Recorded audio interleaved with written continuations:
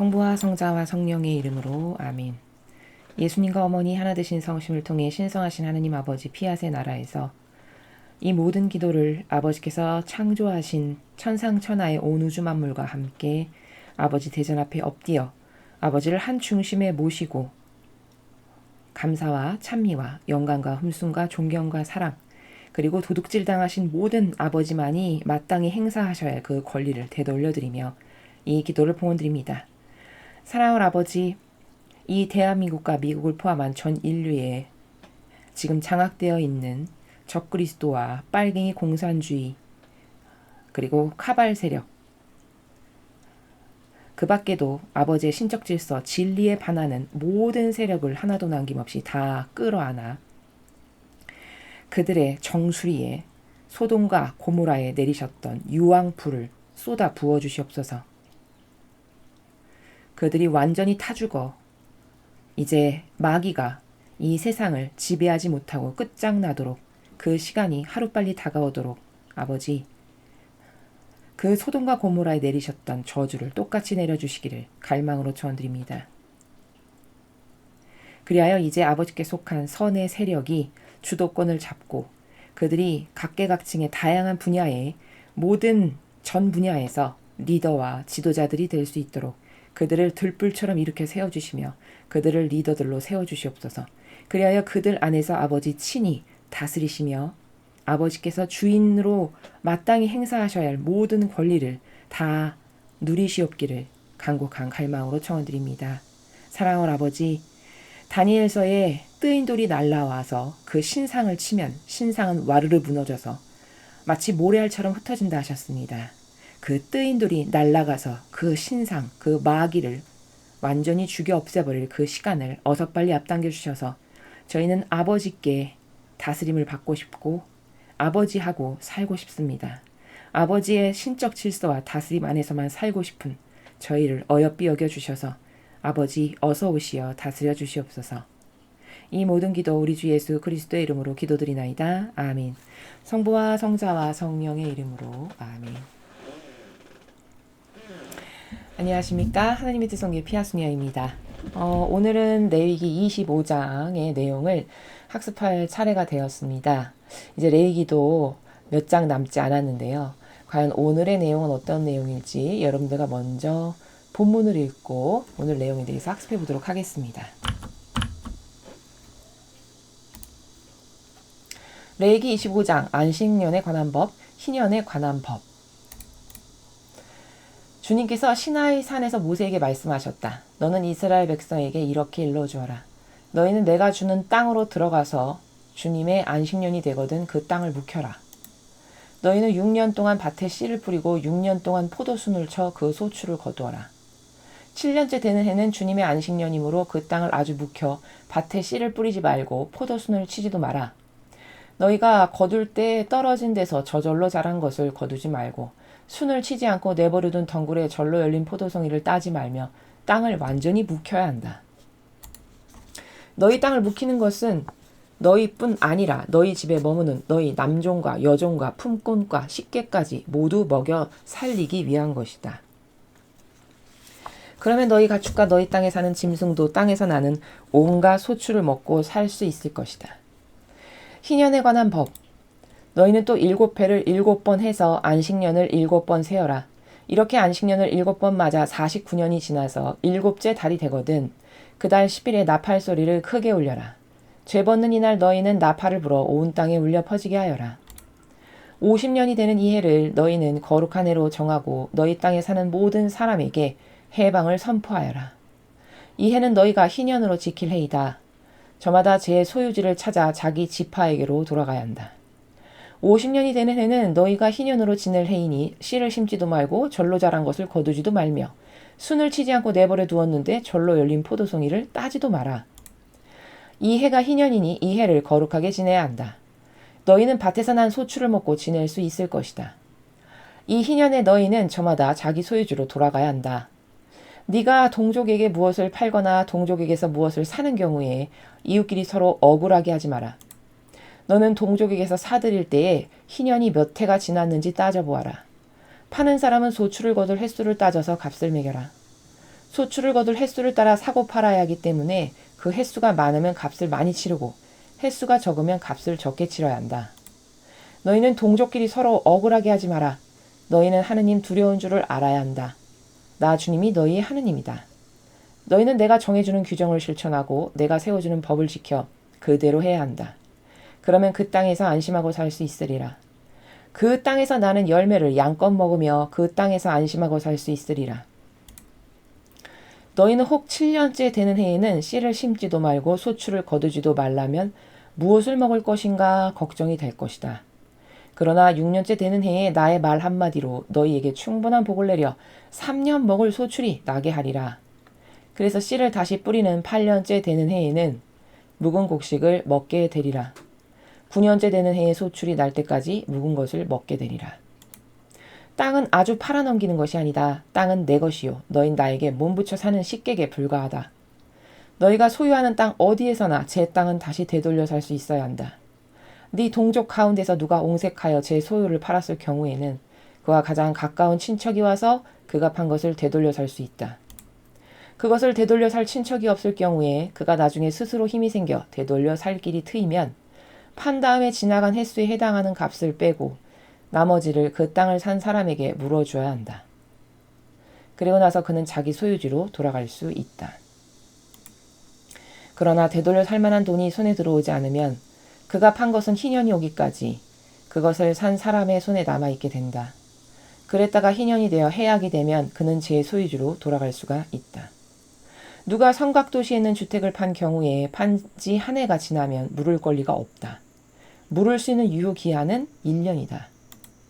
한 해가 다 지나가기까지 무르지 않으면 성곽도시에 있는 그 집은 아주 산 사람의 것이 되어버린다. 희년이 되어도 해약은 되지 않는다. 성 밖에 있는 시골집은 들에 있는 것으로 쳐서 물을 권리가 있다. 희년이 되면 해약이 된다. 레위인들의 마을에서는 자기들이 차지한 마을 집들을 언제든지 팔았다가 물을 권리가 레위인들에게 있다. 레위인이 자기가 살던 마을집을 팔고 무르지 않더라도 희년이 되면 그 매매가 무효가 된다. 레위인들의 마을 집들은 이스라엘 백성 가운데서 그들이 차지한 영원한 소유이기 때문이다. 그들의 마을에 딸린 목장도 그들의 영구 소유지로서 사고 팔 수 있는 것이 아니다. 너희 동족 가운데 누가 옹색하게 되어 너희에게 의탁해야 할 신세가 되거든 너희는 그를 몸붙여 사는 식객처럼 붙들어주고 함께 데리고 살아라. 너희는 그에게서 세나 이자를 받지 못한다. 너희는 하느님 두려운 줄 알아 그런 동족을 함께 데리고 살아야 한다. 너희는 그에게 이잣돈도 놓지 못하고 그에게 양식을 장리로 구워주지도 못한다. 나 주님이 너희를 이집트 땅에서 이끌어낸 너희 하느님이다. 나는 너희에게 가나안 땅을 주어 너희의 하느님이 되리라.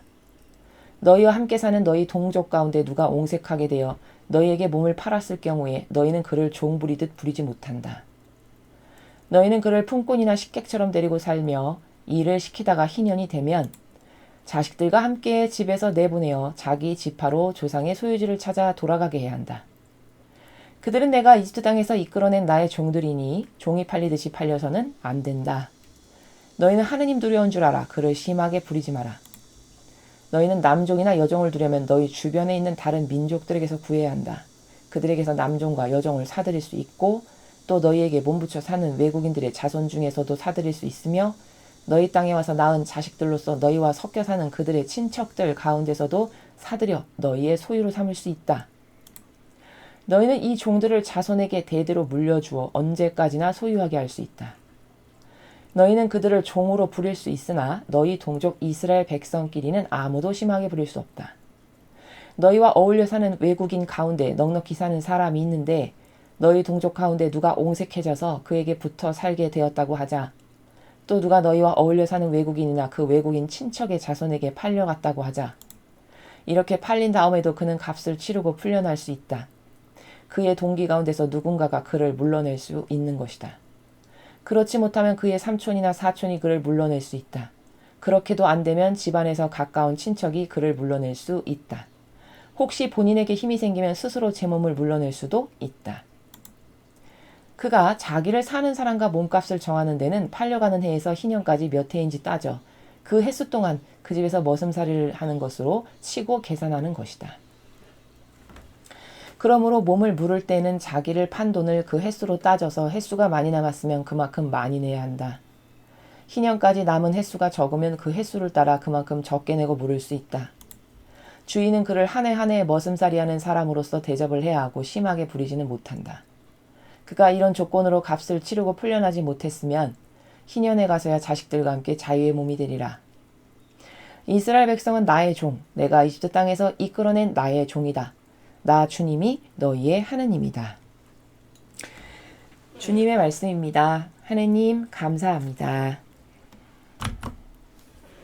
예, 좀 본문의 내용이 좀 길죠. 오늘 25절은 안식년에 관한 법, 희년에 관한 법에 대해서 이제 아버지께서 가르쳐 주시는 내용입니다. 자, 오늘 것을 학습하기에 앞서서 지난 시간에 배운 것을 먼저 좀 복습을 하면, 지난 시간에 제가 23장을 강의했는데 24장은 한 6개월 전에 미리 강의를 했습니다. 그래서 제가 그 빨간 글씨로 중요 이렇게 표시해가지고 이게 중요합니다. 해서 먼저 매일기를 시작하기도 전에 24장부터 강의를 해서 올렸습니다. 근데 만약에 오래돼서 기억이 잘 안 난다 하시는 분들은 다시 들으시면 좋겠습니다. 자, 그러면 지난 시간에 우리가 23장에서는 뭘 배웠냐면 많은 축일들, 축절들에 대해서 배웠죠. 아버지께서 세워주신. 그래서 뭐 안식일, 초막절, 무교절, 뭐 이런 기타 등등, 그리고 추수할 때 뭐 새해를 맞이하는 건 어떻게 해야 되고, 이런 기타 많은 하느님과 관련된 축일들을 아버지는 정해주셨고, 이제 그것을 어떤 정신과 마음의 나라에서 지켜야 되는지를 이제 이 백성들에게 가르쳐 주신 그런 내용을 학습하였습니다. 그래서 그 챕터에서 23장에서 우리가 꼭 기억해야 될 건 어떤 거냐면, 제가 여기 첫 번째 줄에 표시했는데요. 많은 기념인들을 그렇게 세우신 이유는 다 우리를 위해서인데, 우리를 사랑하시고 축복하시기 위해서인데, 왜냐하면 그 기념일을 만약에 잘 지키잖아요. 아버지가 이런 날은 이렇게 해야 되고, 이런 정신으로 나에게는 이렇게 재물을 바쳐야 되고, 이렇게 다 설정을 하셨단 말이죠. 근데 그거를 하느님을 사랑하니까 순종하는 마음으로 잘 따라. 그러면 쟤를 보게, 제가 나를 사랑해서 내가 말 한마디 했는데 저렇게 순종으로 저걸 잘 지키는구나. 쟤는 나랑 천상의 나라에서 가까이 살 애로 갖다 놔야 되겠다. 이런 거를 체크하시는 순간들입니다. 그러니까 사실은 이런 많은 어떤 하느님의 규정이나 법이나 질서를 인간은 생각할 때 귀찮은 것, 굉장히 나를 괴롭게 하는 것, 저렇게 불편하게 뭘 해야 될 게, 따라야 될 게 왜 이렇게 많아. 이런 수준으로 생각하는 게 거의 보통 사람의 수준이거든요. 그러니까 이런 말을 저는 많이 들었어요. 신자분들 사이에서. 신자로 사는 건 너무 힘들어요. 뭐 지켜야 될 게 많고 참아야 될 것도 많고. 이렇게 얘기하시는 거를 제가 많이 들었는데, 그것은 엄청난 오해가 있는 거죠. 그렇죠? 그러니까 그 사고방식이 왜 그렇게 굴곡졌냐면, 인간적 사고방식으로 한평생을 사니까 사실은 자신을 축복하시기 위해서 이런 기념일을 세우신 건데, 나를 힘들게 하기 위해서 내가 이렇게 이것 때문에 많이 고통스러워, 많이 인내를 해야 돼, 많이 참아야 되네, 이렇게 거꾸로 생각하는 이런 사고방식 때문에 하느님하고 소통이 안 되는 거고, 아버지께로부터 축복받기에 합당한 반영을 할 수가 없게 되는 거라는 거죠. 그래서 사실은 그런 많은 기념일들을 아버지께서 설정하신 거는 하느님을 닮은 거룩한 백성으로 살아가려면 어떤 수준이 좀 맞아야 될 거 아니겠습니까? 그쵸? 그러니까 그런 수준에 맞게끔 자녀들을 교육하시는 거면서 동시에 그걸 잘 지키면 상응하는 상급과 합당한 은총을 주시기 위해서다 라는 겁니다. 그래서 그런 많은 기념일들은 우리를 위해서 하느님께서 특별히 준비하신 사랑의 선물이다. 이게 올바른 정상적인 진리에 근거한 사고방식으로 살아가는 사람은 이렇게 받아들이고 이런 걸 지키는 걸 영예로 여긴다는 거죠. 그래서 제가 이것과 아주 똑같은 비교했을 때 단번에 알아들을 수 있는 비유가 있는데, 우리가 무슨 명절을 지낸다, 혹은 뭐 어른들의 뭐 회갑, 뭐 고희, 뭐 칠순 잔치 뭐 이런 걸 한다. 그러면 보통 자식들은, 혹은 명절을 맞이하는 며느리들은 그것을 되게 불편하게 여겨요. 힘들게 여기고, 또 일 엄청 많고 나만 고생해야 되고, 이렇게 생각을 한단 말이죠. 그래서 기쁘지가 않아요. 바로 그게 왜냐? 그게 인간적 사고방식으로 살아가니까 그런 거예요. 왜냐? 인간적 사고방식의 맹점은 뭐냐면 다 자기를 위한다는 거예요. 자기를 배제시키지 못한다는 거예요. 인간적 사고방식의 맹점은. 그러니까 내가 노동을 많이 해야 되고 남들은 저렇게 편하게 있는데 나만 고생을 많이 하는 것처럼 느껴지는 거거든요. 그 자애심과 이기심. 그러니까 거기서 불평불만이 생기고 그런 축제가, 그런 명절이 기쁘지가 않은 거죠. 바로 이게 마귀가 인간을 속이는 방법이에요. 그래서 자기 자아를 위하는 사고방식을 따르면 인간은 불행하게 살 수밖에 없어요. 자, 근데 똑같은 사건인데 예를 들어 신적인 사고방식이다. 그러면 오늘 명절이야? 야, 오늘 온 가족이 모여가지고 모처럼 만에 아버지 뜻 안에서 하나 되는 날이구나. 우리가 여태까지 오랫동안 보지 못하고 각자 생업에 종사하느라 바빴는데 오늘 회포를 풀면서 단합도 할 수 있고 우리 가문이 이렇게 단결해서 하나 될 수 있는 아주 좋은 기회네. 야, 신난다, 기쁘다. 이렇게 생각할 수 있다. 그럼 이게 신적인 사고방식이라는 거예요. 그럼 이런 사고방식은 왜 할 수 있냐? 자기를 배제하니까. 자기가 희생하는 것쯤은 오히려 영예로 여길 수 있다. 그러면 이제 이런 사고방식이 되는 거죠. 근데 예수님과 성모님은 다 이런 사고방식으로 한평생을 사셨어요. 맞습니까? 예수님이 그토록 고통 가운데 일평생을 산 희생제물로 사셨거든요. 맞죠? 그러면 만약에 인간적인 사고방식이다. 그러면 그렇게 일평생을 산 희생제물로 못 삽니다. 불평불만이 맨날 나오지. 왜냐? 늘 고통을 마주했고 늘 가난했고, 그렇죠? 늘 풍족하지 못했고 늘 바리새파 학자들한테 핍박과 모욕이나 받았고 조롱이나 받았고 이렇게 사셨단 말이죠. 어느 것 하나도 좋아 보이는 것이 단 한 건도 없었어요. 그런데 예수님이나 성모님이 불평불만을 하셨냐? 단 한 번도 그런 적이 없다라는 거죠. 그럼 우리랑 차이가 뭔가? 이건 인간적 사고방식을 안 할 때만 저렇게 멋있는 사고방식의 차원에서 살아갈 수 있는 거구나. 이게 답이라는 겁니다. 이해가 되시죠?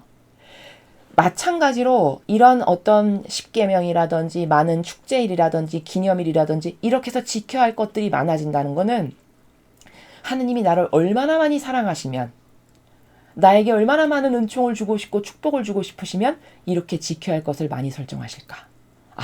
기쁘다, 영예다. 이렇게 사고할 수 있다. 그러면 비로소 인간적인 때를 조금 벗은 거예요.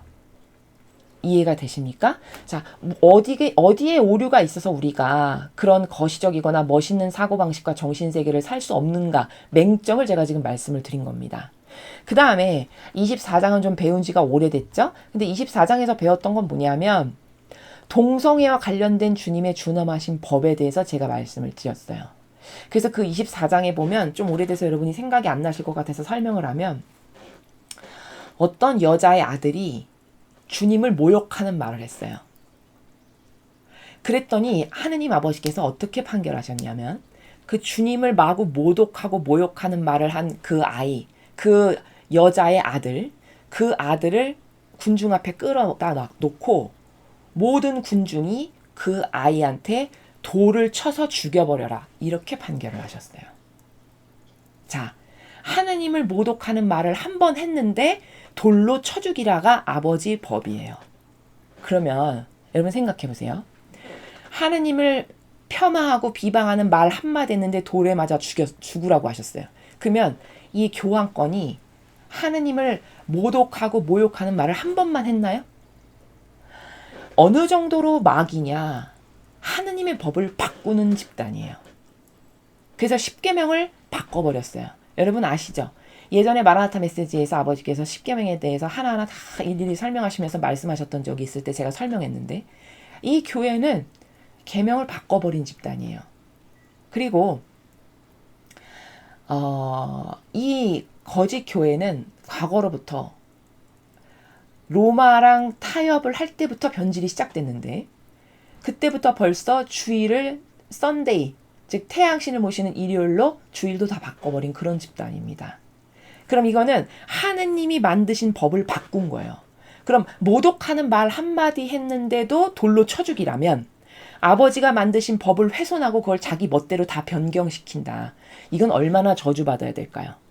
게다가 동성애와 관련해서 하느님은 여러분 레이기 지금 계속 저랑 공부하셨으면은 몇 번에 걸쳐서 남자가 남자를 좋아해가지고 이상한 관계를 가져. 그런 죽여버려라. 이런 것이 몇 번 나왔죠. 반복해서 지금. 그쵸? 보셨죠? 그럼 그게 하느님의 법이고 그 질서를 따라야 되는 게 주님의 백성이거든요.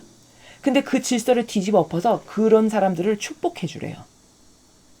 그럼 이거는 말 한마디 모독하는 거 했는데 돌을 쳐서 죽여버리라고 한다면은 이런 거는 어떤 처벌을 받아야 타당하다라고 생각하십니까?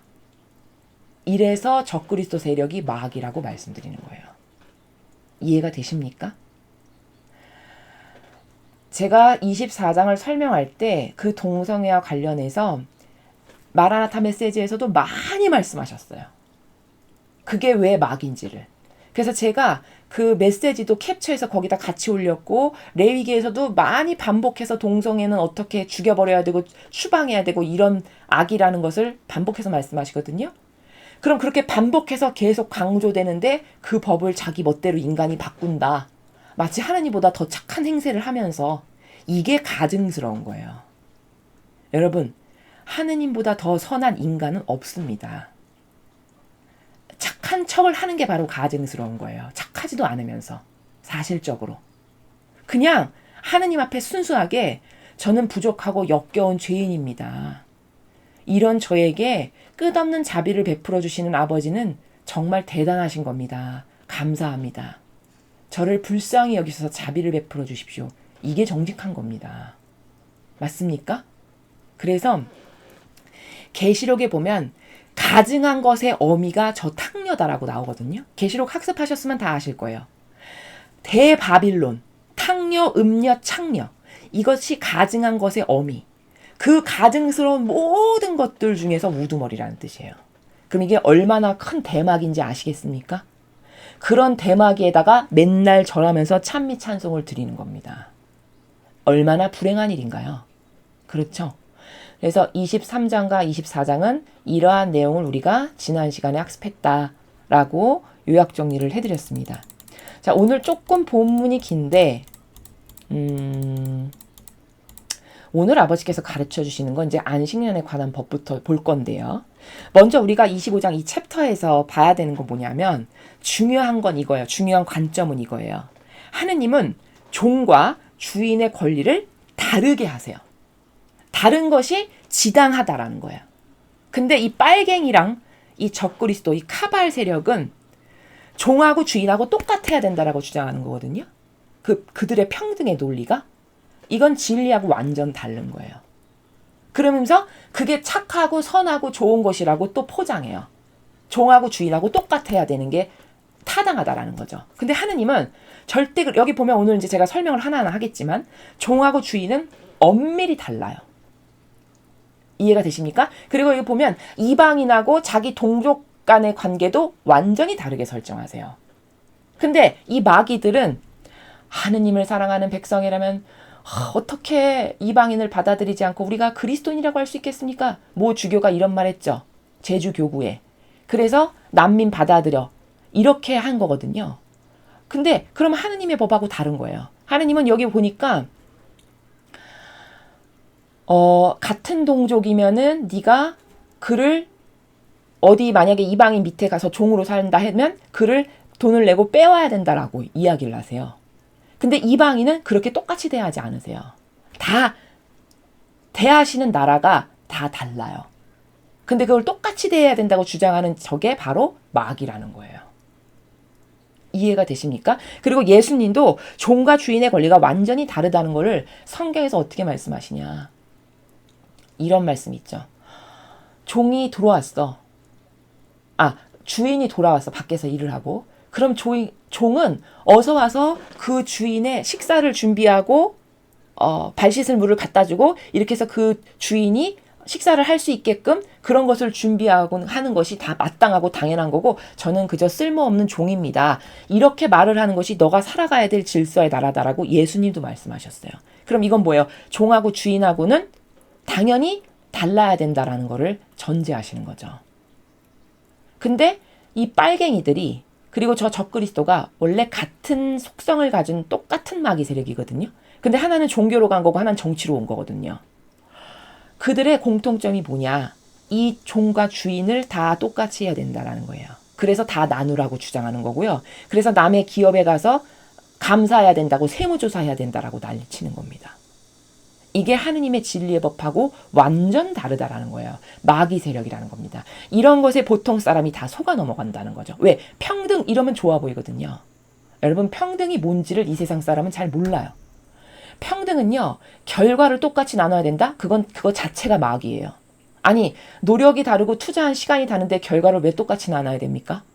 아니 어떤 학생이 새벽 6시부터 꼬박 잠 안 자고 먹을 거 안 먹고 시간 아껴가면서 열몇 시간을 공부해서 수석으로 입학한 사람. 그리고 띵까띵까 놀면서 대학도 제대로 못 가는 수준으로 겨우겨우 끄트머리로 어디 저기 알지도 못하는 대학에 붙었어. 그럼 그 두 사람의 가치를 똑같이 매겨야 되는 게 이게 맞습니까? 당연히 다르게 매겨야죠, 가치를. 왜? 노력하고 투자한 시간이 다른데.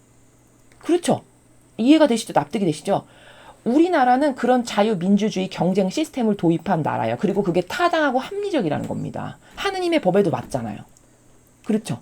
근데 그거를 다 똑같이 나눠야 돼. 이렇게 주장하는 게 저 마귀들이거든요. 평등이라는 거는 자유민주주의 시스템에서 평등이라는 거는 단지 기회를 똑같이 줘. 그러면 된 거다라는 거예요.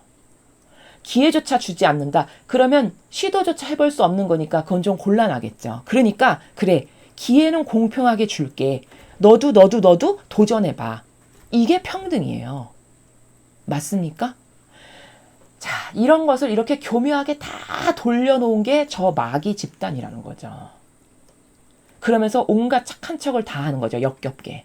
사실적으로 착하지도 않으면서. 실제로 착하다면요. 예수님처럼 살아야 돼요.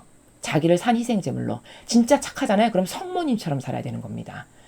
자기를 하나도 돌보지 않고. 그게 진짜 착한 거예요. 그렇지 않다. 그럼 그냥 역겨운 죄인에 불과한 겁니다. 그걸 정직하게 인정할 줄 알아야 된다는 거죠.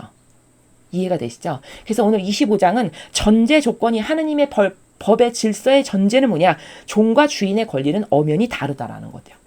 이게 맞다라는 거예요. 세상의 사회도 여러분 그 관점으로 보셔야 마귀에게 속지 않는다라는 거예요. 그러니까 누가 자꾸 나눠라, 평등 이런 거 말하잖아요. 그럼 볼 것도 없이 빨갱이거나 마귀일 확률이 거의 100%예요. 이해가 되십니까?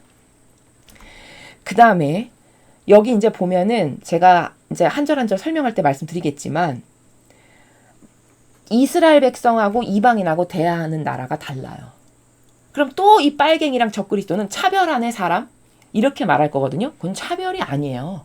그건 지극히 당연한 겁니다. 그럼 하나님은 왜 그렇게 대하시냐? 이스라엘 백성은 하나님과 하나 됐다라고 보시는 거예요. 계약 관계로. 그러니까 내 자식, 내 거. 근데 이방인은 하나님을 안 믿잖아요. 그럼 하나님하고 하나 된 세력이 아니죠. 그러면 격을 두고 대하시는 게 맞죠. 아니, 이 세상의 부모도 내 자식을 내가 대하는 것과 옆집 아이를 대하는 게 똑같습니까?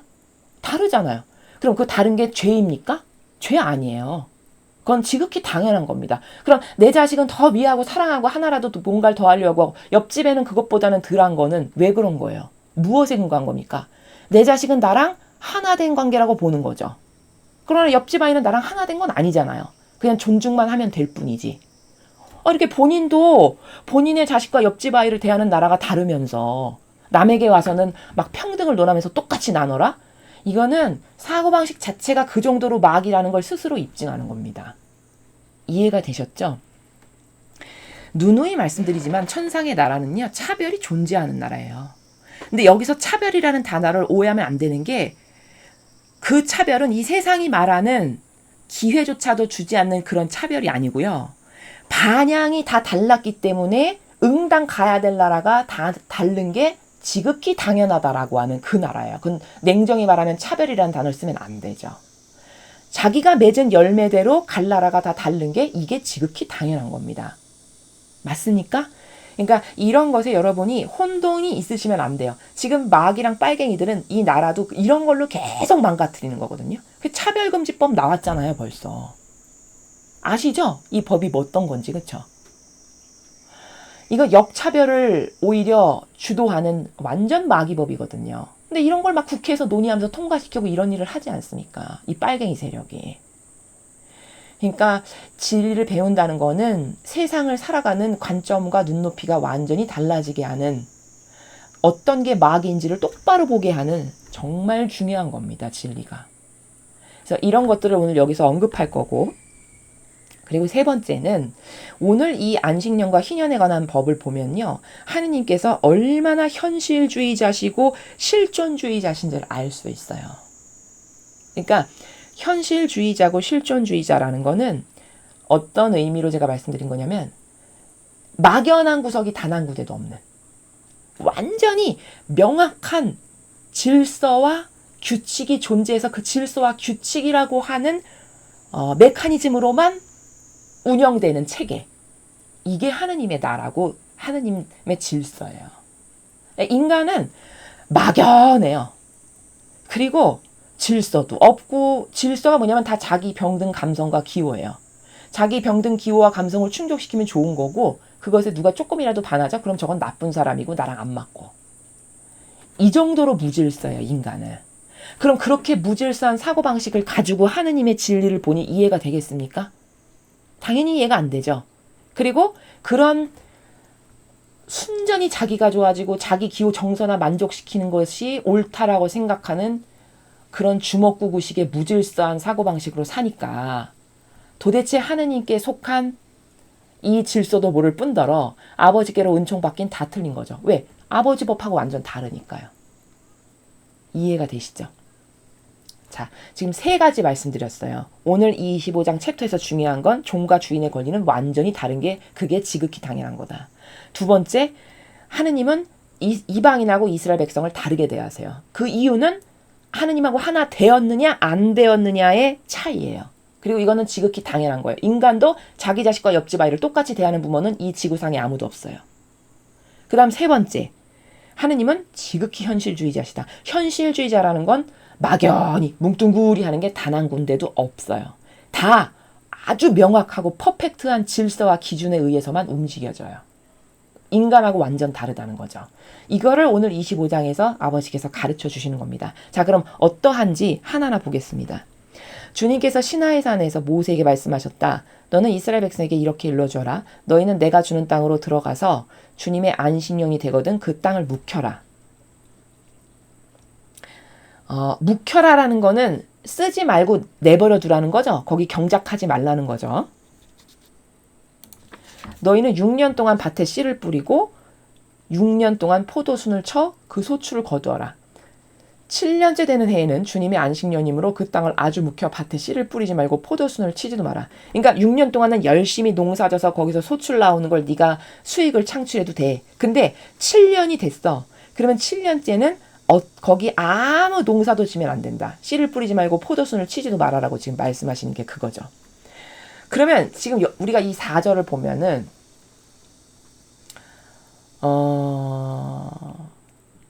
어떤 것을 알 수 있냐면 그래서 안식일을 쉬라고 하시는 거구나를 알 수 있죠. 땅도 7년째 되니까 쉬게 하시라고 그랬잖아요. 계명도 7일째는 하느님하고 그날 하루만이라도 함께 생활하면서 잘못한 것도 반성하고 회개하고 뉘우치고 그날만은 더 깊은 관계로 아버지와 속삭이면서 그 내밀한 친밀한 관계를 더 높여라. 이렇게 말씀하시잖아요. 똑같은 거죠. 4절과. 그래서 이렇게 지금 안식일에 밭을 묵히라고 하는 걸 보면 그래서 안식일을 지키는 게 얼마나 중요한가는 같은 관점으로 이해할 수 있다는 거죠. 너희가 거둘 때 떨어진 데서 절로 자란 것을 거두지 말고 순을 치지 않고 내버려둔 덩굴에 절로 열린 포도송이를 따지 말며 땅을 완전히 묵혀야 된다. 자, 거기 뭔가 포도송이가 떨어질 수도 있고 어떤 저절로 열린 어떤 과일이 있을 수도 있겠지. 하지만 그렇다 하더라도 그걸 절대 따지 말고 가만히 놔둬라. 이런 말씀이죠. 너희 땅을 묵히는 것은 너희뿐 아니라 너희 집에 머무는 너희 남종과 여종과 품꾼과 식객까지 모두 먹여 살리기 위한 것이다. 그러니까 하느님의 배려라는 거는 이런 거예요. 하느님은 사랑이십니다. 그거 아무데나 갖다 쓰는 거 아니고요. 6절과 같을 때 하느님은 사랑이시다를 써야 맞아요. 맞습니까? 하느님이 자비하시고 사랑이시라는 건 6절 같은 케이스를 두고 하는 말이에요. 아무데나 갖다 때려 붙여서 질서를 파괴하고 하느님은 필요 없고 인간 중심 인본주의 그러면서 하느님은 사랑이시니까 모두를 끌어안고 그렇게 마귀처럼 아무데나 끌어붙이면 안 되는 거고요. 6절처럼 그렇게 묵히고 따지 말라고 하는 건 종들 있죠. 이스라엘 밑에 몸붙여 사는 종이 있을 거 아니에요. 남종, 여종, 품꾼, 식객. 그들이 그 땅에서 그렇게 묵히면서 저절로 어떤 것이 열리면 그들이 좀 가져가서 먹을 수 있게끔 그렇게 하기 위해서 아무것도 건드리지 말아라 하는 거란다. 이렇게 말씀하시는 거죠. 그럼 너희 가축과 너희 땅에 사는 짐승도 땅에서 나는 온갖 소출을 먹고 살 수 있을 것이다. 또 이제 거기 땅에 뭐 그런 게 저절로 열렸어, 덩굴이.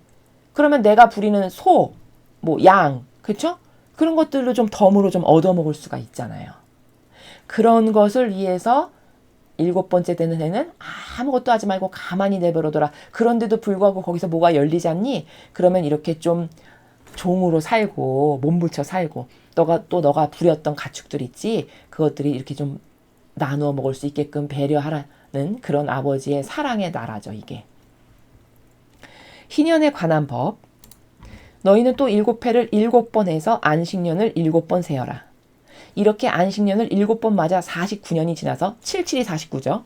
7째 달이 되거든. 49 지나서 그 다음 해 7째 달. 그럼 50년째 되는 해예요.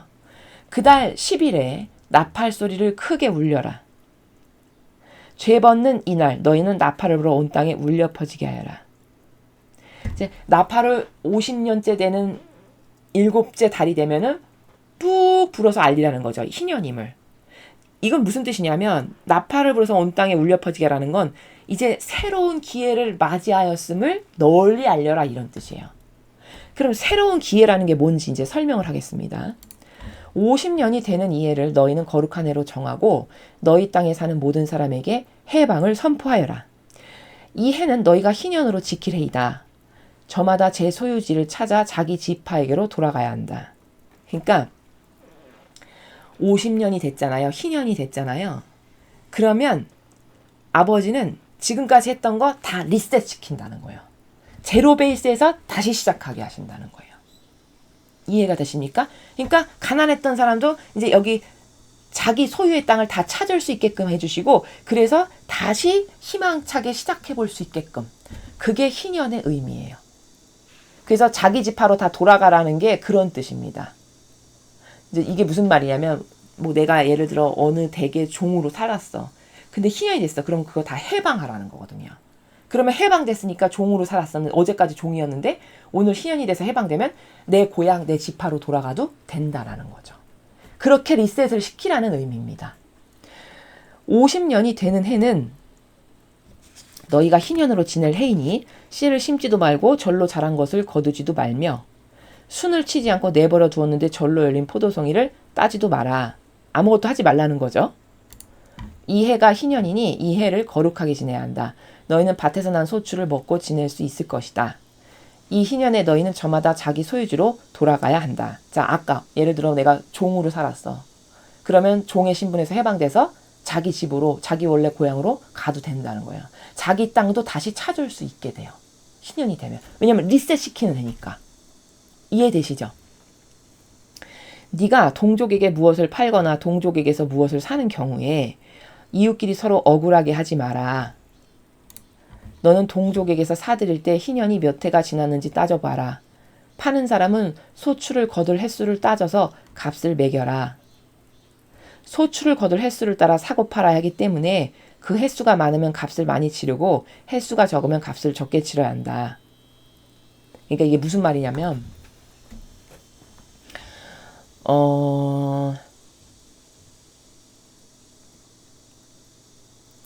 예를 들어서 50년이 희년인데 내가 형편이 돼가지고 46년째 되는 해에 내 땅을 다시 샀어. 근데 어떤 사람은 그러면 희년이 되려면 46년째 되는 해 내가 사면 4년 남았잖아요. 그러면 4년치에 해당하는 것을 거기다가 지불을 하고 네 땅을 가지고 와라 이 말이거든요. 지금 16절의 말씀이. 근데 예를 들어서 뭐 50년이 희년인데 내가 40년 되는 해에 내 땅을 다시 돈을 지불하고 찾아올 수 있게 됐어. 그러면 앞으로 10년간 저 사람의 소유일 건데 내가 미리 하는 거니까 그 10년치에 해당하는 값을 치르고 네 땅을 다시 찾아올 수 있다. 이런 말씀이에요. 16절의 내용이. 이해가 되시죠?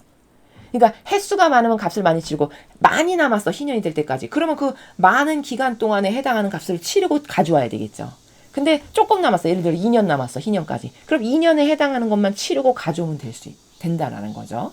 이제 그런 계산 방법을 가르쳐 주시는 거고요. 너희는 동족끼리 서로 억울하게 하지 마라. 너희는 하느님 두려운 줄을 알아야 한다. 나 주님이 너희의 하느님이다. 그러니까 이렇게 지금 동족끼리 앞에도 나왔죠. 억울하게 하지 말아라. 이거는 동족이니까 그런 거예요. 동족. 그러니까 같은 결의 하느님의 뜻을 중심으로 하나된 관계, 그렇게 하나된 관계에서 배신이나 하고 사기나 치고 이러면 안 된다라는 거죠. 그 질서를 가르치시는 겁니다. 너희는 내가 정해주는 규정을 실천하고 내가 세워주는 법을 지켜 그대로 해야 한다. 그럼 그 땅에서 안심하고 살 수 있으리라. 자, 아버지가 정해주는 규정, 어제 배운 것처럼 다양한 축절들, 계명 이런 거죠. 그런 걸 잘 지켜. 세워주는 법, 십계명 같은 거, 그런 거 그대로 지키면서 살아라. 그러면 내가 너를 얼마든지 축복해 줄 수 있어. 네가 나의 말에 순종하고 따르니까. 그런 말씀이죠. 그 땅에서 나는 열매를 양껏 먹으며 그 땅에서 안심하고 살 수 있으리라. 너희는 혹 7년째 되는 해에는 씨를 심지도 말고 소출을 거두지도 말라면 무엇을 먹을 것인가 걱정이 될 것이다. 그렇죠. 아니 7년째 되면 안식년이니까 땅을 완전히 묵혀서 놀리라고 하셨잖아요. 그러면 그럼 나는 7년째는 쫄쫄 굶고 경작을 하나도 못하니까 어떻게 먹고 사나 이런 걱정을 할 거 아니에요. 그러나 6년째 되는 해에 나의 말 한마디로 너희에게 충분한 복을 내려 3년 먹을 소출이 나게 하리라. 이 정도로 배려하시는 거예요. 걱정하지 말아라. 네가 6년째 되는 해에 이 앞에 해보다는 수확이 많이 나게 해줄게 내가. 3년 동안 충분히 먹을 수 있을 만큼. 이런 말씀이거든요. 왜 3년이냐면 6년째 먹는 거, 7년째는 노니까 또 먹어야 되고 8년째는 묵은 양식을 먹고 요렇게 말씀하시는 거거든요. 그 3년 동안 먹을 소출을 충분히 나게끔 내가 축복을 하마. 걱정하지 말아라. 이런 말씀이에요. 그래서 씨를 다시 뿌리는 8년째 되는 해에는 8년째부터 다시 농사 지을 수 있잖아요. 그렇죠? 묵은 곡식을 먹게 되리라. 맞죠? 그렇죠? 9년째 되는 해에 소출이 날 때까지 묵은 것을 먹게 되리라. 그렇죠? 6년째 되는 해에 3년 동안에 먹을 양식을 다 주신다고 하셨으니까 6년에 그 해에 먹고 7년은 아무것도 없으니까 6년 때 농사진 걸로 먹고 8년도 새로 농사짓기 전까지의 약간의 기간이 있잖아요. 그때 묵은 양식을 먹고 이런 이야기죠. 땅은 아주 팔아 넘기는 것이 아니다. 땅은 내 것이요. 너희는 나에게 몸부쳐 사는 식객에 불과하다. 23절을 보면요. 아주 중요한 원리를 가르치세요. 백성에게. 뭘 가르치시냐? 다 아버지의 것이라는 거예요. 맞습니까? 모든 것은 다 하느님의 것이다를 가르치시는 거예요. 근데 맞죠? 그렇죠? 여러분 우리가 태어날 때 내가 읽어서 태어나서 이룬 거 있습니까? 맨몸으로 벌거숭이로 태어났죠. 그렇죠? 근데 다 먹이시고 입히시고 자라나게 하시고 이렇게 하신 건 아버지시잖아요.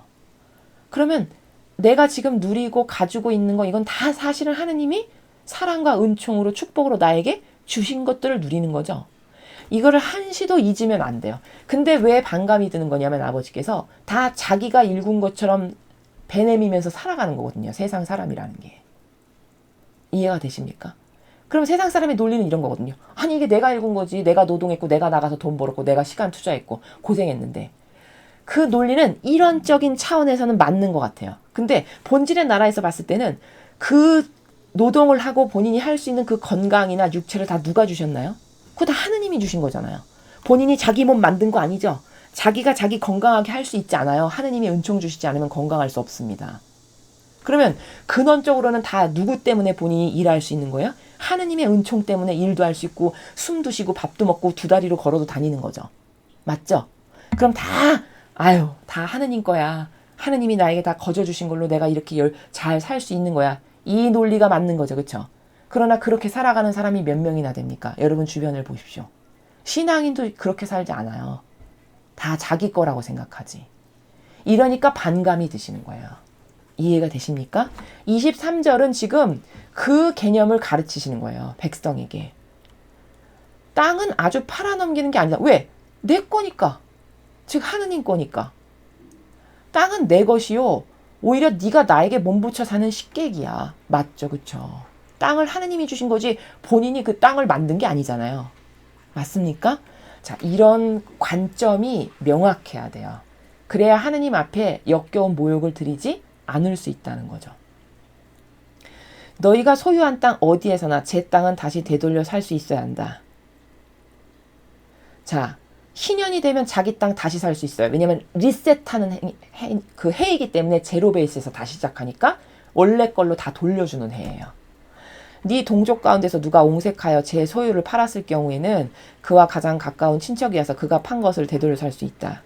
자, 이거 무슨 말이냐면 어떤 사람이 돈이 없어가지고 자기가 땅 하나 갖고 있었는데 팔 수밖에 없었어. 그러면 근데 가난해서 다시 살 수가 없어. 그러면 누가 와서 대신 사줄 수 있다? 가까운 친척이 와서 다시 돈을 지불하고 살 수 있다는 거예요. 왜 친척일까요? 그렇죠. 그루터기인 관계, 즉 하나 된 관계라고 보니까 친척이 사주는 건 타당하다라고 보시는 거예요. 이 정도로 하느님의 질서는 명확해요. 아무나 그걸 사서 돌려줄 수도 없어요. 완전히 명확하죠. 그렇죠? 질서가. 그것을 되돌려 살 친척이 없을 경우. 근데 너에게 친척이 없어. 그러면 그가 나중에 스스로 힘이 생겨 되돌려 살 길이 트이면 그럼 어떻게 친척이 없으니까 본인이 열심히 그동안에 뭐 종살이를 하든지 뭘 하든지 해가지고 돈을 벌어야 되겠죠. 그래서 나중에 다시 살 길이 트여. 그러면 판 다음에 지나간 횟수에 해당하는 값을 빼고 나머지를 그 땅을 산 사람에게 물어줘야 한다. 그리고 나서 그는 자기 소유주로 돌아갈 수 있다. 그러니까 이것도 무슨 말이에요? 돈이 생겨서 다시 자기 땅을 살 수 있게 생겼어. 그러면 예를 들어서 희년이 50년인데 내가 45년이 되는 해에 내 땅을 다시 돈 주고 살 수 있어. 그러면은 5년치에 해당하는 값을 내 땅을 산 사람에게 물어주고 다시 되찾아올 수 있다. 이런 말이죠.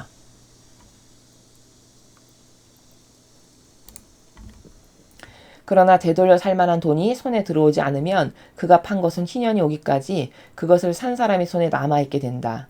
돈이 없으면 희년까지 기다려야 되는 거죠. 그랬다가 희년이 되어 해약이 되면 그는 제 소유지로 돌아갈 수가 있다. 이제 그럴 수밖에 없잖아요. 그렇죠? 여러 가지 가능성을 말씀하시는 겁니다. 누가 성곽 도시에 있는 주택을 판 경우에 판지 한 해가 지나면 물을 권리가 없다. 물을 수 있는 유효 기한은 1년이다. 아, 성곽 도시, 그러니까 도시에 있는 주택은 다시 물러낼 수 있는 게 딱 1년이다, 기한이. 마치 우리 뭐 어떤 물건 사면 AS 기한 같은 거 있잖아요. AS 기한이 1년과 같은 것처럼 그런 같은 개념이죠. 그렇죠? 한 해가 다 지나가기까지 무르지 않으면 성곽 도시에 있는 그 집은 아주 산 사람의 것이 되어버린다. 자, 내가 그 성곽 안에 도시에 집이 있었는데 1년 안에 그걸 다시 되사할 수가 없어. 그러면 그 영원히 산 사람의 것이 된다는 거죠. 희년이 되어도 해약은 되지 않는다. 아, 집은 희년이 되어도 해약을 안 해주시네요. 차이점이네요. 땅하고. 그쵸? 성 밖에 있는 시골집은 들에 있는 것으로 쳐서 물을 권리가 있다. 희년이 되면 해약이 된다. 아, 똑같은 집인데 성곽 안에 있는 건 도시인 거고 성 밖에 있는 건 이제 시골인 거예요. 그 시골집은 물을 권리가 있대요. 그리고 희년 되면 해약도 된대요. 차이를 두시는 거 여기서도 아시겠죠? 그쵸, 여러분? 그러니까 아버지는 이렇게 이런 거 집 하나까지도 다 이렇게 차이를 두신다니까요. 근데 이걸 똑같이 하자라는 게 빨갱이 마귀예요. 적그리스도랑 빨갱이 마귀가 그런 사고방식을 하는 거예요. 이해가 되시죠? 그러니까 이 성 밖에 있는 시골집은 왜 해약이 되는 거냐면 이거는 이 성 밖에 있는 것은 땅, 즉 그 토지는 해약이 된다라고 했잖아요. 그 토지에 결부된 집으로 보는 거고 이거는 도시 안에 있는 거니까 토지하고는 분리된 집으로 보는 거고 이런 미묘한 기준의 질서가 아버지께 있는 거죠. 레위인들의 마을에서는 자기들이 차지한 마을 집들을 언제든지 팔았다가 물을 권리가 레위인들에게 있다. 그러니까 예외 조항을 두시는 거예요. 레위인에게는. 이런 사람들은 뭐 성곽 안에 있는 거랑 밖에 있는 거랑 이렇게 다 차이가 있고 이런데 레위인들의 경우에는 자기들이 차지한 마을 집을 언제든지 팔았다가 1년 아니라 아무 때나 물을 수 있는 권리가 있다라는 겁니다. 그럼 왜일까? 왜 레위인에게 이렇게 관대할까요? 이들이 사제 직분을 수행하는 지파였잖아요. 그러니까 제가 누누이 말씀드리죠. 사제 직분은 하느님이 왜 이렇게 너그럽고 관대하게 대하시냐? 하느님하고 하나 된 관계라고 보신다는 거예요. 아버지의 일을 하는, 아버지를 대신해서 아버지의 권리를 대변해드리고 아버지께 제물을 바쳐드리고 하는 그들의 기본 베이스가 하느님하고 하나 된 관계. 그러니까 걔가 한 게 곧 내가 한 거야. 이렇게 여기시는 마인드에서 대하신다는 거예요. 그러니까 이렇게 너그럽고 관대한 거죠. 레위인이 자기가 살던 마을 집을 팔고 무르지 않더라도 희년이 되면 그 매매가 무효가 된다. 레위인들의 마을 집들은 이스라엘 백성 가운데서 그들이 차지한 영원한 소유이기 때문이다. 자, 여기 보세요. 33절도. 영원히 레위인의 것이라는 거죠.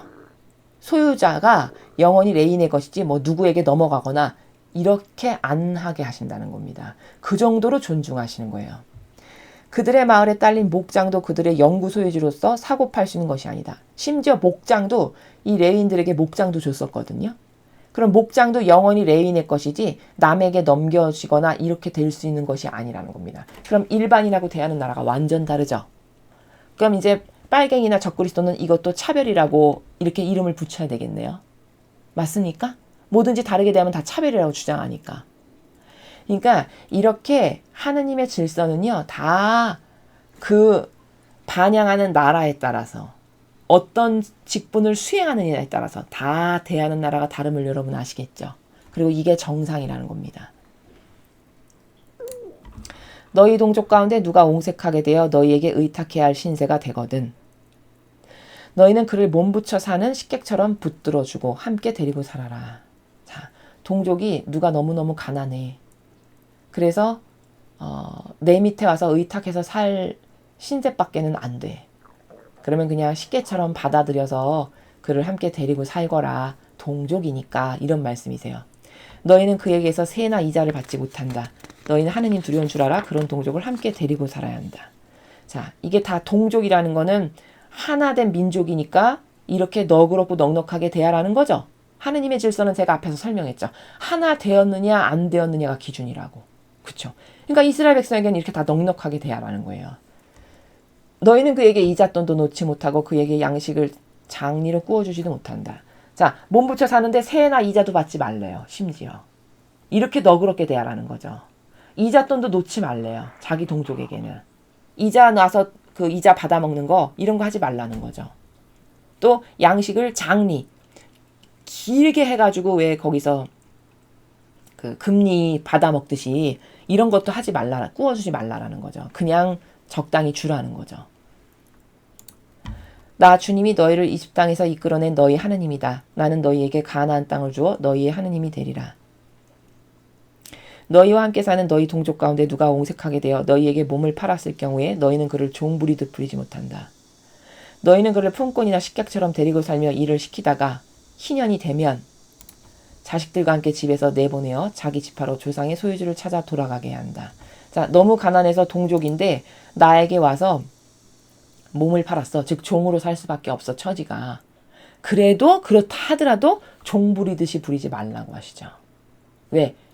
같은 백성 민족이니까. 이해가 되십니까? 그러다가 희년이 됐어. 그러면 이제 자기 집으로 고향으로 갈 수 있게끔 배려해라. 이런 말씀이죠. 그들은 내가 이 집 땅에서 이끌어낸 나의 종들이니 종이 팔리듯이 팔려선 안 된다. 너희는 하느님 두려운 줄 알아. 그를 심하게 부리지 마라. 너희는 남종이나 여종을 두려면 너희 주변에 있는 다른 민족들에게서 구해야 한다. 그들에게서 남종과 여종을 사들일 수 있고 또 너희에게 몸붙여 사는 외국인들의 자손 중에서도 사들일 수 있으며 자, 이걸 보면은 종을 네가 두고 싶어.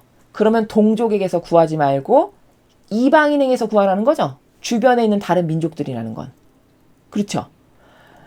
자, 그러면 이걸 보면 이걸 하나 알 수 있어요. 우리가 조선시대에 양반, 상민 이런 신분 질서가 있었죠. 그렇죠? 근데 이 조선시대는요, 여러분 아시는지 모르겠지만 우리나라 조선시대는 참 이상한 게 자국민을 종으로 삼았어요. 맞습니까? 그랬죠. 그렇죠? 자국민인데 종으로 노비로 이렇게 삼아서 부렸잖아요. 양반에서. 그럼 지금 여기 하느님의 신적 질서에 맞습니까? 안 맞죠? 하느님은 종을 부리고 싶으면 다른 민족에게서 사오라고 그러는 거거든요. 왜냐면 같은 동족이니까 같은 동족끼리 그렇게 종 부리듯이 하는 것은 그거는 얘들아 하나된 관계에서는 맞지 않는 질서야. 이렇게 말씀하시는 거거든요. 근데 조선시대는 다르죠. 이래서 조선시대가 그 양반상민 제도가 완전히 잘못된 거라는 거예요. 그렇게 양반이 종을 두고 싶었으면 옆에 다른 나라에게서 사왔어야 되는 거죠. 그게 하느님 법하고 맞는 거라는 거죠. 그리고 너희에게 몸붙여 사는 외국인들의 자손 중에서도 사들일 수 있고 종으로 부릴 경우에 너희 땅에 와서 낳은 자식들로서 너희와 섞여 사는 그들의 친척들 가운데서도 사들여 너희의 소유로 삼을 수 있다. 그러니까 종은 무조건 동족 중에서 삼지 말고 이방인, 여기 와서 사는 이방인의 자식들, 그들 중에서 종으로 너가 삼아서 하는 거는 괜찮다 이런 말씀이에요. 그럼 여기까지 우리가 보면 제가 아까 서론에서 이스라엘 백성을 대하는 것하고 이방인을 대하는 것하고 다릅니다. 이렇게 설명했죠. 다릅니까? 같습니까? 다르죠. 그쵸? 차별인가요? 이거? 저 빨갱이 저 그리스도가 이제 이런 걸 가지고 차별 절대 안 돼. 똑같이 대해야 돼. 이렇게 이야기하는 거거든요. 근데 하나님은 엄연히 다르게 대하라고 하세요. 절대 동족에서는 종을 하지 말라고 하세요. 종을 뽑지 말라고. 이방인에게서 사와라고 하세요. 그러면 이방인하고 이스라엘 백성을 대하시는 나라가 완전 다르네요. 차별인가요, 이거? 차별? 아니에요. 그럼 하느님은 무엇 때문에 다르게 대하실까요? 하느님하고 하나 되었느냐, 하나 되지 않았느냐만 중요해요, 아버지께는. 하나 되었어, 내 자식이야. 그러면 절대 그렇게 저 이방인 대하듯이 똑같은 질서로 대하시지 않는다는 뜻이에요. 맞죠? 그러나 이방인은 하느님을 모르고 하느님을 믿거나 신뢰하지도 않아. 그러니까 내 자식처럼 대할 필요는 없지. 그게 맞는 겁니다. 맞습니까? 이런 질서에 있어서 명확해야 돼요, 사고방식이. 요즘 사람은 대부분 이런 것에 있어서 다 뒤틀려 있거든요. 그러니까 진실과 사실, 그리고 가짜, 마귀 이런 걸 구분할 수가 없는 거예요. 그냥 병든 감성과 기호가 봤을 때 착해 보여. 그럼 그냥 착한 거예요, 그게. 절대 그렇지 않죠. 이렇게 다르게 대하신다는 걸 여기서 명확하게 알 수 있습니다. 너희는 이 종들을 자손에게 대대로 물려주어 언제까지나 소유하게 할 수 있다. 여러분 이거 보세요. 심지어 종을요. 자손에게 물려도 줄 수 있대요. 보이십니까? 그러면 이 마귀 세력이 생각하는 것하고 얼마나 다릅니까? 완전히 다르죠. 그렇죠? 그럼 이건 잘못된 거다. 절대 그렇지 않아요. 하느님하고 하나 되었느냐 안 되었느냐에 따라서 다 대하시는 나라의 격이 다를 뿐이에요. 그리고 그건 지극히 마땅하다라는 겁니다. 그렇죠. 너희는 그들을 종으로 부릴 수 있으나 너희 동족 이스라엘 백성끼린 아무도 심하게 부릴 수 없다. 여기 또 강조하시죠. 동족끼린 그렇게 하지 말라고. 너희와 어울려 사는 외국인 가운데 넉넉히 사는 사람이 있는데 너희 동족 가운데 누가 옹색해져서 그에게 붙어 살게 되었다고 하자. 자, 이건 다른 케이스예요. 이 이스라엘에 외국인이 있어. 근데 그 외국인이 좀 부자야. 잘 살아.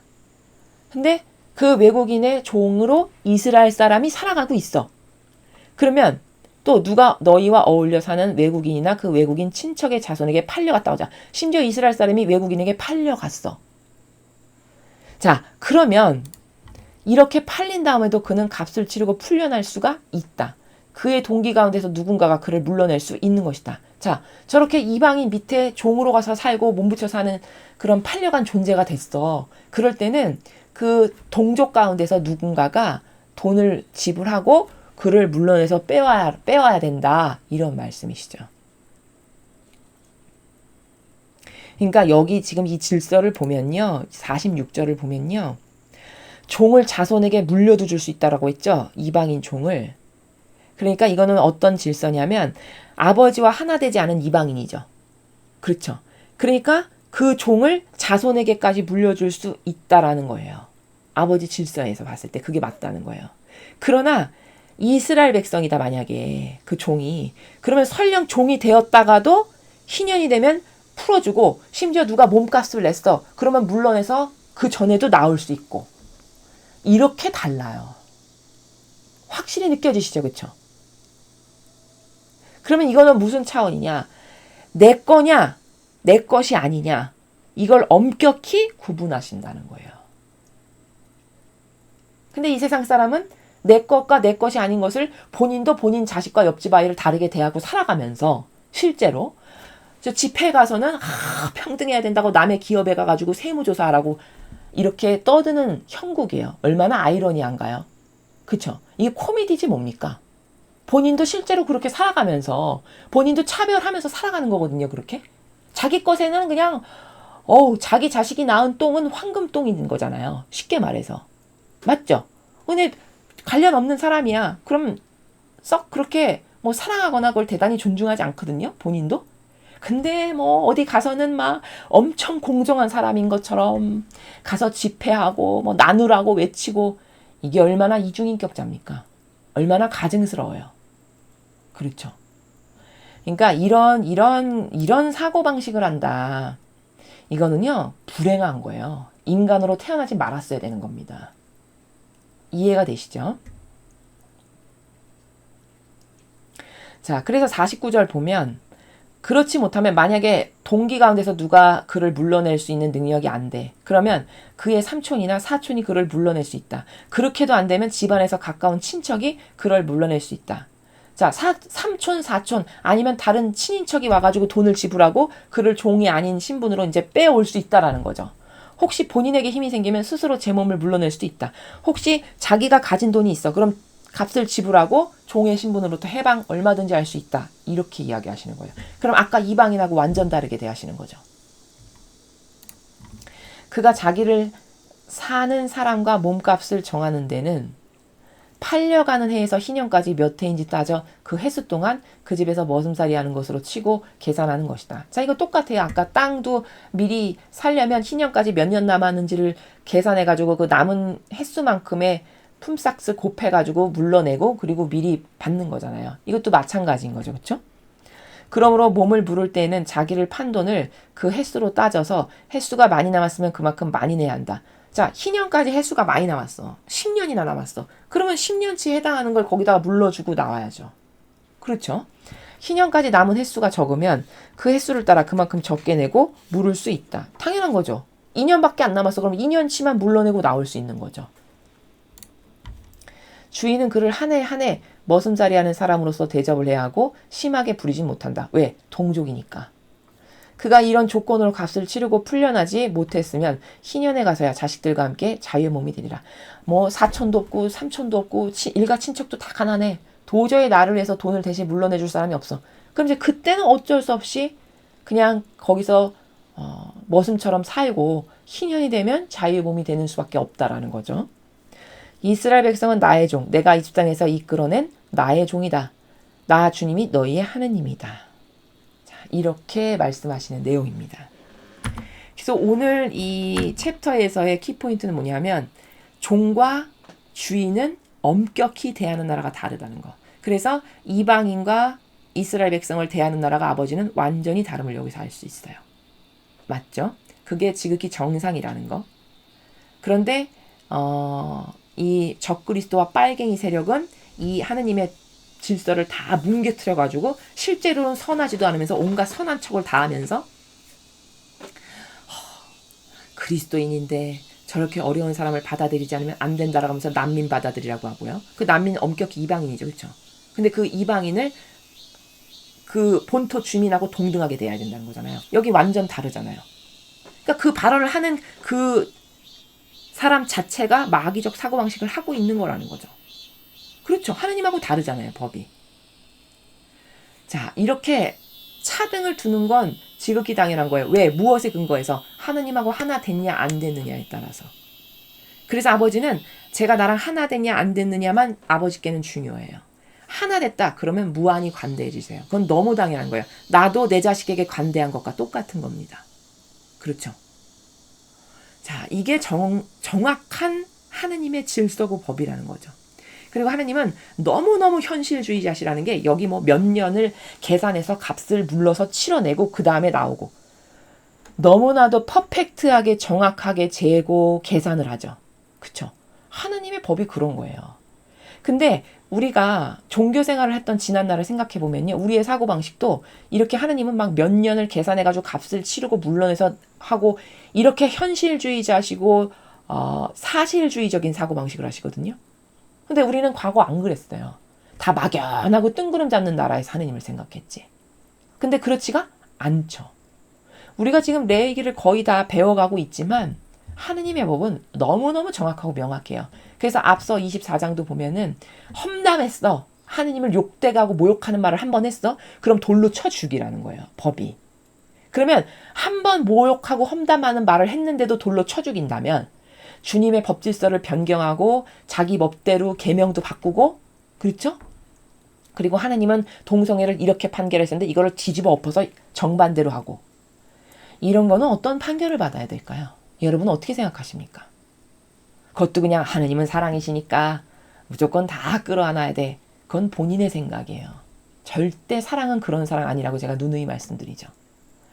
하느님의 사랑은요. 진리의 근거에서 정의가 항상 먼저 나가요. 그러니까 오늘도 이 앞 시간도 보면은 누가 아버지 법질서를 위배했어. 그러면 추방해라. 돌로 쳐 죽여라. 모든 사람이 보는 앞에서 죽여버려라. 피를 흘려야 마땅하다. 이렇게 정의가 먼저 나가요. 근데 만약에 그것에 대해서 회개를 하고 뉘우치고 잘못했습니다. 다시는 안 그러겠습니다. 마음을 고쳐먹고 행동 거지를 달리하고 반향을 달리해. 그러면 그때 자비가 나가는 거예요. 하느님의 사랑은 이렇습니다. 이게 맞는 겁니다. 자, 제가 오늘 말씀드린 관점 굉장히 중요해요. 왜냐하면 세상이 지금 이거를 다 비틀어놔가지고 정반대적 사고방식을 하라고 마귀가 다 이미 판을 깔아놔서 그 사고방식으로 살아가거든요. 인류가. 그걸 선이라고 착각하고. 그러니까 오늘 이런 챕터는 여러분이 잘 학습을 하셔서 여러분 주변에 그런 이상한 마귀적 정서를 선이라고 생각하는 사람 엄청 많을 거거든요. 그걸 다 깨줘야 돼요. 하느님의 법에 보니까 레위기 25장에 보니까 아버지는 이렇게 하시더라. 이 아버지 법하고 다르지? 그러면 진리 아니야. 그러니까 그거는 마귀야. 이렇게 여러분이 아주 신랄하게 아주 퍼펙트하게 진리의 근거에서 왜 마귀인지를 논리정연하게 쫙쫙 설명할 수 있어야 돼요. 그게 하느님의 자녀고 아버지를 대변한다라는 건 그렇게 하는 거고 우리는 진리를 수호하는 자녀들이 되어야 된다라는 겁니다. 자, 오늘 배운 것으로 혹시 여러분이 기존에 갖고 있었던 사고방식 중에 이거 내가 잘못 알고 있었구나 라는 것이 있으면 얼른 고쳐서 올바르게 반영을 해야 되고요. 주변의 자녀나 혹은 내가 사랑하는 가족 중에도 이런 왜곡된 사고방식 하는 사람 엄청 많거든요. 지금 시대는. 이런 것을 다 여러분이 나서서 사랑하는 사람이니까 사랑하는 관계니까 고쳐주실 수 있으면 너무 좋고 그게 역부족이다. 그럼 이런 영상을 그들에게 보여주세요. 그래서 스스로 듣고 깨우칠 수 있으면 참 큰 은총이 되겠죠. 그렇죠? 이런 노력을 우리가 해야 된다는 겁니다. 이게 하느님의 자녀들이 해야 될 일이다. 이렇게 말씀을 드립니다. 이상으로 레위기 25장 해설 강의를 마치겠습니다. 감사합니다.